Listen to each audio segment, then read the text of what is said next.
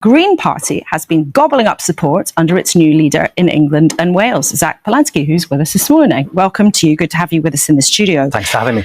We just heard Hadi Alexander there strongly hinting that the limit on benefits for bigger families, known as the two-child benefit cap, is going to go. If that is swept away, is that a victory for the left, maybe including you? Absolutely. It's something we've been calling for a long time. 1 in 3 children are living in poverty, and this would lift 300,000 children out of poverty almost immediately. It's absolutely outrageous it's taken the Labour government so long to do it. But if they do it, that'll be a victory and they'll celebrate it.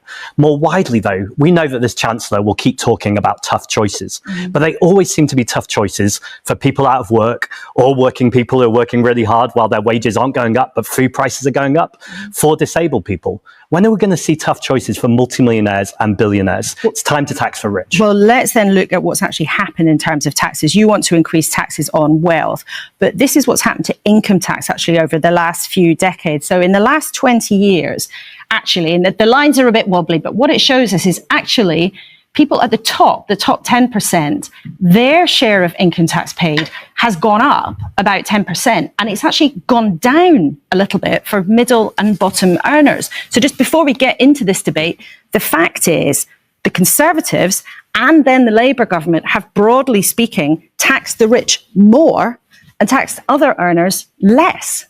So this is about inequality. For decades now, poor people have got poorer and rich people have got richer. It's important when I talk about millionaires and billionaires. If you go back, say, 1 million minutes, you get back to the beginning of 2023. Most people can probably remember what they were doing at the beginning of 2023.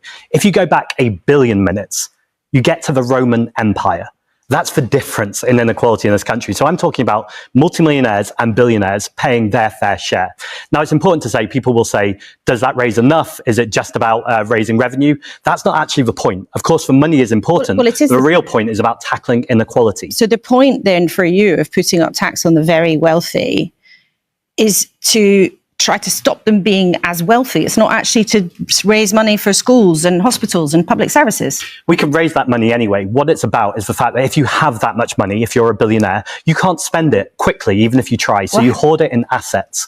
And it's the assets that are the problem here, because that's exacerbating the inequality that already exists. But what we need to do is get that money and those assets flowing around the economy. But how do you raise that money anyway if it's not through taxation? Well, there's a few ways. So Sharon was exactly right earlier when she's talking about borrowing to invest. That's one way.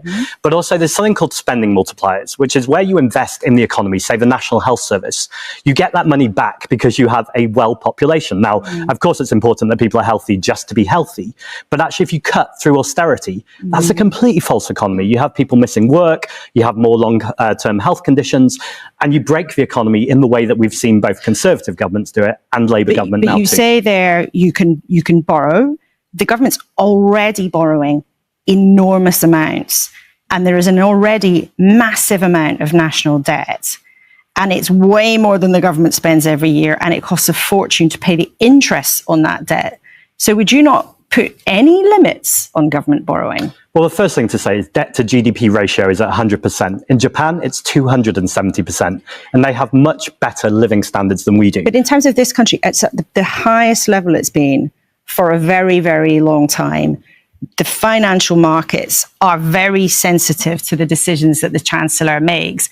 That's the case whether you'd like it or not. The UK's already got huge levels of debt. So are you suggesting that actually you'd be relaxed about the government borrowing much, much more? Well, I think Andy Burnham was really interesting recently when he said we need to stop being in hock to the bond markets. And I think And there was a market reaction. Well, exactly. So what I think we need to do is get back to a place where actually democratic politicians who are elected by the people are more worried about the cleaners, the teachers, the nurses, the people on the ground who are actually creating the economy with their hands, rather than the people who hold these assets, who are making money while they sleep without actually working.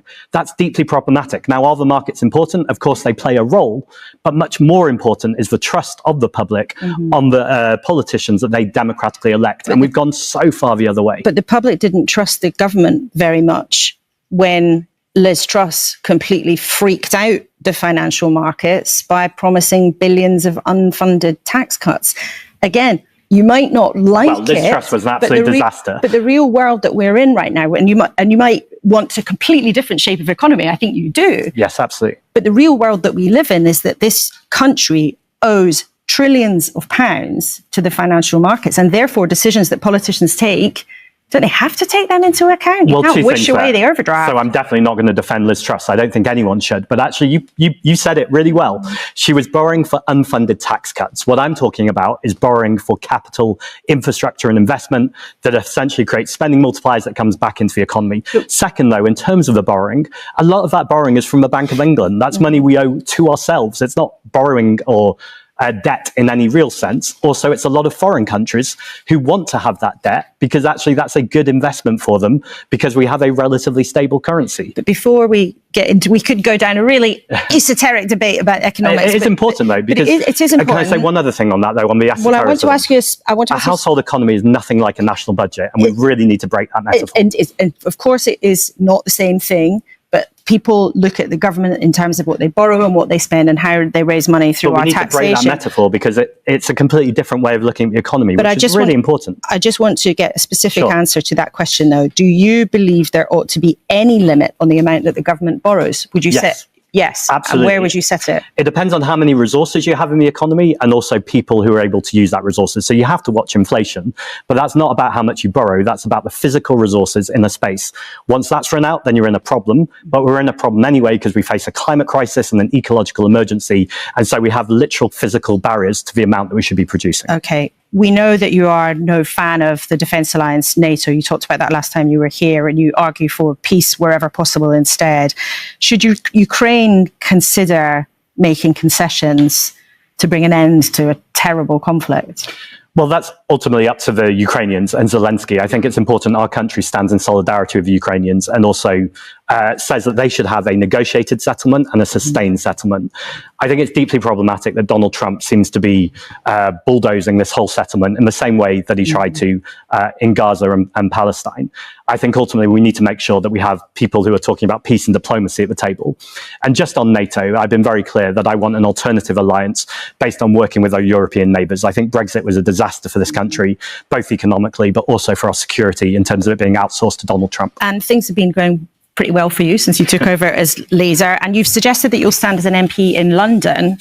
One poll showed that you could actually take the Holborn and St Pancras seat, which just happens to be the Prime Minister's constituency. Do you fancy taking him on? I mean, it'd be very tempting to take Keir Starmer down. But actually what I'm doing right now is really focusing on right across England and Wales, growing the Green Party. We've just hit 175,000 members.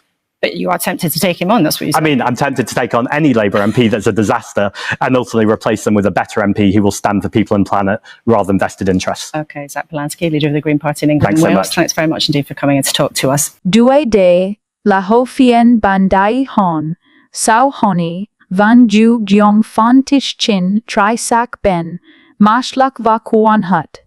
Zack Polanski's exchange with Laura Kuenssberg stands out as one of the clearest examples of how a political leader can dominate a conversation without raising his voice, dodging questions, or relying on empty rhetoric. What Polanski did was far more effective. He calmly dismantled decades of political conditioning about austerity, taxation, wealth, and national priorities, all while making the conversation accessible to ordinary viewers. From the moment Kuenssberg pressed him on the two-child benefit cap, Polanski seized the opportunity to highlight the moral and economic absurdity of a system that punishes poor families while shielding the ultra-rich. His statistic, 1 in 3 children living in poverty, became the anchor for a broader argument.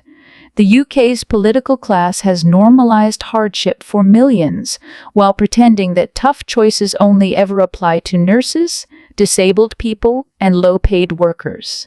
Where Polanski truly excelled was in connecting inequality to structural issues the public often hears about, but rarely understands. His now viral million minutes versus a billion minutes versus a billion minutes analogy transformed abstract wealth inequality into something visceral and undeniable.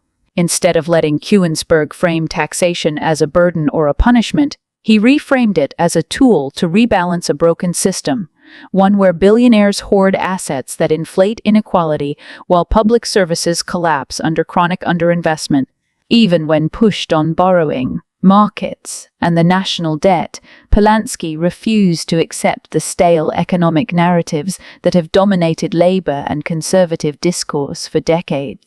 He challenged the myth that a national budget works like a household budget, called out austerity, as a false economy that costs more in the long run, and insisted that strategic investment yields real returns, not only in GDP, but in public well-being.